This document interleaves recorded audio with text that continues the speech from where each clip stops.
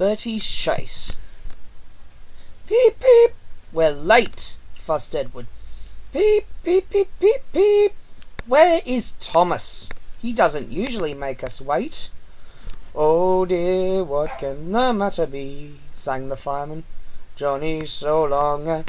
Never you mind about Johnny, laughed the driver. Just you climb on the cab and look for Thomas. Can you see him? No. The guard looked at his watch. 10 minutes late, he said to the driver.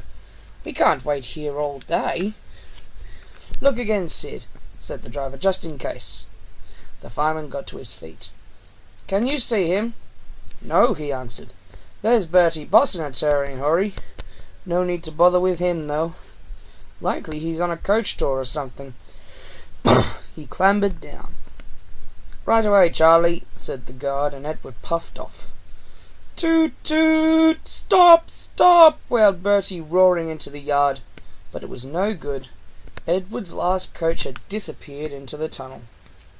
Bother, said Bertie. Bother Thomas's driver not coming to work today. Oh, why did I promise to help the passengers catch the train? That will do, Bertie, said his driver. A promise is a promise, and we must keep it. I'll catch Edward or bust, said Bertie grimly as he raced along the road. Oh, my gears and axles, he groaned, toiling up the hill. I'll never be the same bus again. Toot, toot, toot, toot, toot! Hooray, I see him! He cheered as he reached the top of the hill. He's reached the station, Bertie groaned the next minute. No, he's stopped by a signal. Hooray, hooray! And he tore down the hill, his brakes squealing at the corners. His passengers bounced like balls in a bucket. Well done, Bertie, they shouted. Go it, go it!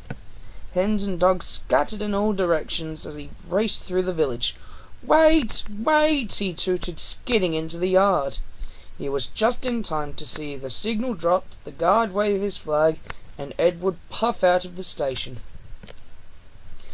His passengers rushed to the platform, but it was no good, and they came bustling back. I'm sorry, said Bertie unhappily. Never mind, Bertie, they said. After him quickly. Third time lucky, you know.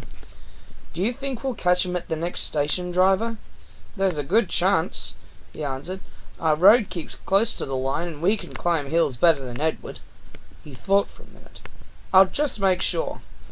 He then spoke to the station master, while the passengers waited impatiently in the bus. This hill is too steep! This hill is too steep! Grumbled the coaches as Edward snorted in front.